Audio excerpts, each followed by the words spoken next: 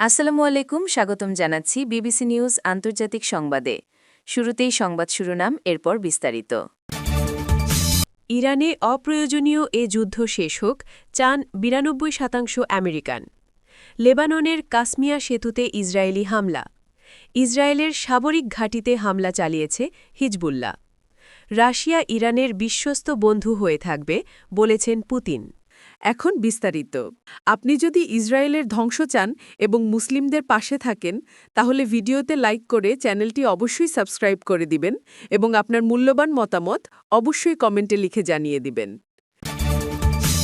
ইরানে অপ্রয়োজনীয় এই যুদ্ধ শেষ হোক, চান ৯২% আমেরিকান।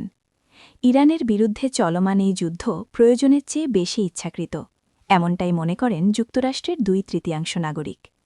সিবিএস নিউজ ও ইউগাভের নতুন একটি জরিপে এই তথ্য উঠে এসেছে। গত ১৭ থেকে ২০ মার্চ পর্যন্ত অনলাইনে এই জরিপ চালানো হয়। এতে ৩,৩৩৫ জন প্রাপ্তবয়স্ক মার্কিন নাগরিক মতামত দিয়েছেন। জরিপে দেখা গেছে ৬০% মার্কিন নাগরিক ইরানের বিরুদ্ধে সামরিক পদক্ষেপের বিরোধিতা করেছেন। মাসের শুরুতে এই সংখ্যা ছিল ৫৬%, অর্থাৎ বিরোধিতা আরও বেড়েছে। প্রায় ৬৮% মানুষ মনে করেন ট্রাম্প প্রশাসন এই যুদ্ধের লক্ষ্য স্পষ্টভাবে বোঝাতে পারেনি। আর ৫৭% উত্তরদাতা মনে করেন যুদ্ধ আমেরিকার জন্য খারাপ দিকে যাচ্ছে। সব মিলিয়ে ৬৬% মানুষ এটাকে ইচ্ছাকৃত যুদ্ধ আর ৩৪% প্রয়োজনীয় যুদ্ধ বলে মনে করেন। দলীয় বিভাজনও স্পষ্ট। ৯২% ডেমোক্র্যাট ও ৭৩% স্বতন্ত্র ভোটার এটাকে ইচ্ছাকৃত যুদ্ধ মনে করেন। অন্যদিকে ৬৭% রিপাবলিকান যুদ্ধটিকে প্রয়োজনীয় বলে মনে করেন। তবে একটি বিষয়ে প্রায় সবাই একমত। জরিপে অংশ নেওয়া ৯২% মানুষ বলেছেন এই সংঘাত যত দ্রুত সম্ভব শেষ করা জরুরি। যুদ্ধের লক্ষ্য নিয়েও মতামত এসেছে। ৮০% মার্কিন নাগরিক ইরানের জনগণের নিরাপত্তাকে গুরুত্ব দিয়েছেন। ৭৩% চান ইরানের পারমাণবিক কর্মসূচি বন্ধ হোক। আর ৬৮% চান অন্য দেশের বিরুদ্ধে ইরানের হুমকি বন্ধ হোক। লেবাননের কাসমিয়া সেতুতে ইসরায়েলি হামলা। লেবাননের কাসমিয়া সেতুতে ইসরায়েলি বিমান হামলার ফলে দেশটিতে মানবিক সহায়তা কার্যক্রম বড় ধরনের সংকটের মুখে পড়েছে। এই হামলার ফলে লেবাননের উত্তর ও দক্ষিণাঞ্চলের মধ্যে সরাসরি যোগাযোগ ব্যবস্থা বিচ্ছিন্ন হয়ে গেছে। মানবিক দৃষ্টিকোণ থেকে এই হামলার প্রভাব লেবানন সরকারের জন্য অত্যন্ত ভয়াবহ হবে বলে আশঙ্কা করা হচ্ছে।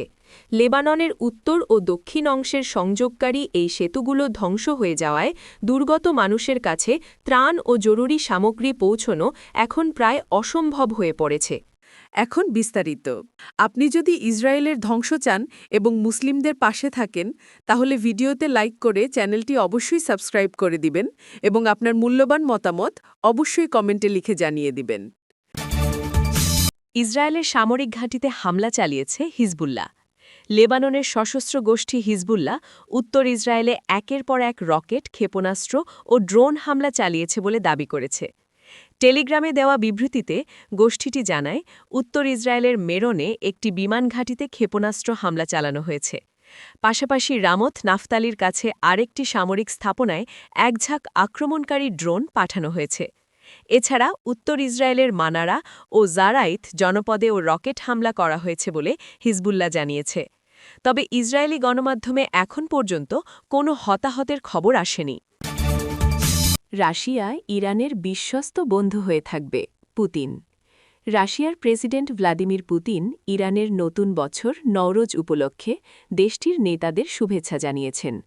শনিবার ক্রেমলিন জানিয়েছে, পুতিন ইরানের সর্বোচ্চ নেতা আয়াতুল্লাহ মোজতাবা খামেনি ও প্রেসিডেন্ট মাসুদ পেজেশকিয়ানকে শুভেচ্ছা পাঠিয়েছেন। ক্রেমলিনের বিবৃতিতে বলা হয়েছে, ভ্লাদিমির পুতিন ইরানি জনগণকে এই কঠিন পরীক্ষা মর্যাদার সঙ্গে মোকাবেলা করার শুভকামনা জানিয়েছেন এবং জোর দিয়ে বলেছেন যে এই কঠিন সময়ে মস্কো তেহরানের বিশ্বস্ত বন্ধু ও নির্ভরযোগ্য অংশীদার হিসেবে রয়েছে। তবে রাশিয়ার সমর্থনের গভীরতা নিয়ে প্রশ্ন উঠেছে। কিছু ইরানি সূত্র জানিয়েছে, ১৯৭৯ সালের বিপ্লবের পর ইরানের সবচেয়ে বড় এই সংকটে মস্কোর কাছ থেকে তেমন কোনো বাস্তব সাহায্য পায়নি তেহরান। রাশিয়া বলছে, যুক্তরাষ্ট্র ও ইসরায়েলের হামলা মধ্যপ্রাচ্যকে অন্ধকারে ঠেলে দিয়েছে এবং বড় ধরনের বৈশ্বিক জ্বালানি সংকট তৈরি করেছে। রুশপক্ষ ইরানের সর্বোচ্চ নেতা আলী খামেনিকে হত্যার ঘটনাকে নিষ্ঠুর বলে বর্ণনা করেছে। পলিটিকো জানিয়েছে মস্কো ওয়াশিংটনকে একটি প্রস্তাব দিয়েছিল। সেই প্রস্তাব ছিল রাশিয়া যদি ইরানকে গোয়েন্দা তথ্য দেওয়া বন্ধ করে তাহলে যুক্তরাষ্ট্র ইউক্রেনকে রাশিয়া সংক্রান্ত গোয়েন্দা তথ্য দেওয়া বন্ধ করবে। কিন্তু যুক্তরাষ্ট্র এই প্রস্তাব প্রত্যাখ্যান করেছে। ক্রেমলিন অবশ্য এই প্রতিবেদনকে ভুয়া বলে উড়িয়ে দিয়েছে।